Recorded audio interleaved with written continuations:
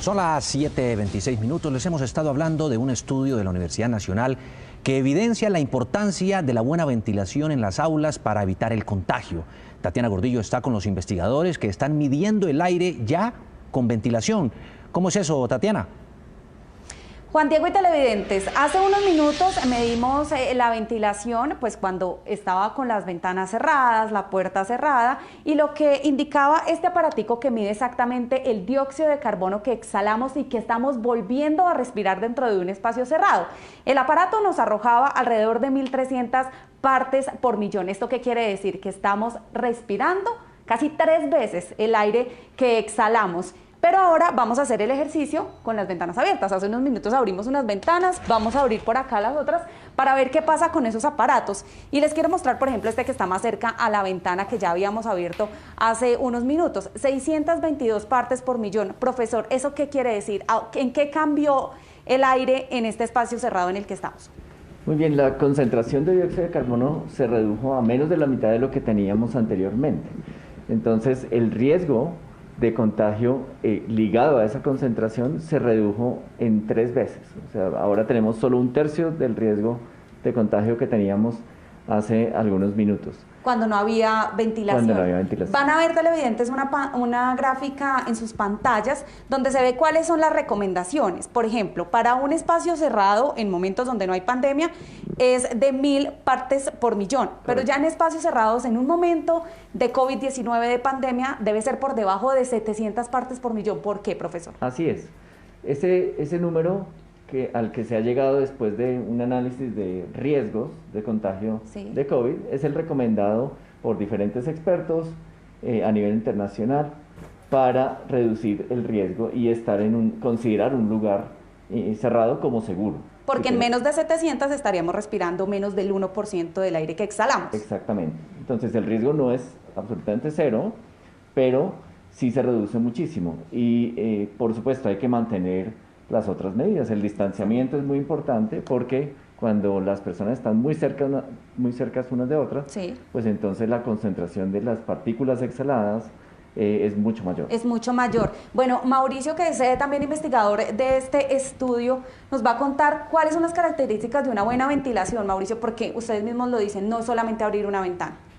En ese caso tienes toda la razón, Tati. Muchas veces lo que recomiendan los medios en ese sentido es abrir netamente una ventana y con eso es suficiente. Las reglas de ventilación actualmente no están claras. ¿Cuál sería una buena ventilación para nosotros tener? Tenemos que abrir una ventana y abrir una puerta para que haya un flujo de aire. El aire que está por fuera tenga por dónde circular dentro del proceso. Y muchas veces nos hemos encontrado en estudios que hemos hecho en diferentes oficinas, en diferentes colegios, que apenas están abriendo unas que otras ventanas y eso no es suficiente.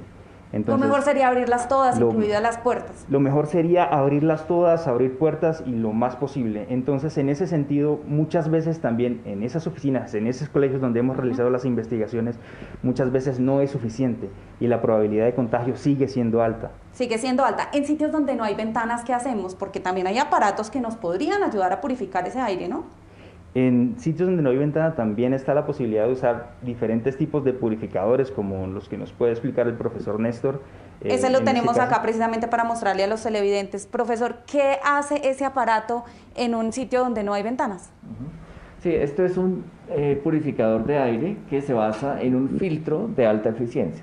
Ese filtro lo que hace es capturar el aire que está en este ambiente, pasarlo por ese filtro de alta eficiencia y remover todas las partículas que hay allí, o una buena parte de ellas. Dentro de esas partículas que filtra están las que han sido expiradas y pueden contener el virus. Entonces es un equipo auxiliar y sobre todo en el caso que no podamos tener una buena ventilación o en caso, por ejemplo, para mantener también el confort térmico, porque abrir todas las ventanas en su totalidad pues puede generar una falta de confort térmico. Entonces es una medida complementaria, pero no es indispensable en todos los casos. Es sobre todo necesaria cuando hay dificultades para hacer la ventilación. Profesor, ¿ustedes recomiendan entonces que en los protocolos de las aulas escolares, ustedes como Universidad Nacional, como investigadores, pues incluyan este tipo de medidas de la buena ventilación? Sí, es urgente que esos protocolos de los ministerios de salud, de educación, incluyan la ventilación y ojalá también los mecanismos para medir esa calidad de la ventilación, de manera que los colegios puedan saber ciertamente si sus espacios son de bajo riesgo de contagio del virus. Ya para finalizar, Mauricio, ustedes como investigadores de esto tan importante, pues también se están ofreciendo para que las universidades, las aulas, los jardines, los colegios puedan tener esta medición. Sí, claro que sí, Tati, con todo gusto estamos en contacto. Esto es un desarrollo académico, un desarrollo de trabajo social para mejorar en esta lucha contra la pandemia. Entonces, en ese caso ofrecemos total ayuda, vamos a los colegios a realizar mediciones, a las oficinas, y lo que le mostramos a la gente es eso. Muchas veces lo que se tienen son espacios que no son del todo válidos para estar en trabajos o para estar en colegio como tal. Damos recomendaciones, si es el caso podemos jugar con muchos factores, lo que es el tiempo de permanencia de una clase o el tiempo de permanencia en un trabajo. Podemos jugar con esa cantidad de personas que se encuentran. Digamos, si es un aforo del 30%, en muchos lugares se puede llegar quizá a un 40%, pero hay otros que por ventilación máximo podríamos estar a un 10-20% de aforo. Entonces, con todo el gusto estamos en un proceso académico, un trabajo social para reducir todo el tema de pandemia. Gracias, ese es el ofrecimiento que hace también la Universidad Nacional para que si usted en su jardín, en su colegio, pues puede medir esto y saber si está ventilando bien ese espacio, pues lo puede hacer gracias al acompañamiento científico que ellos hacen. Entonces recuerden, las ventanas siempre abiertas para evitar la propagación del COVID-19.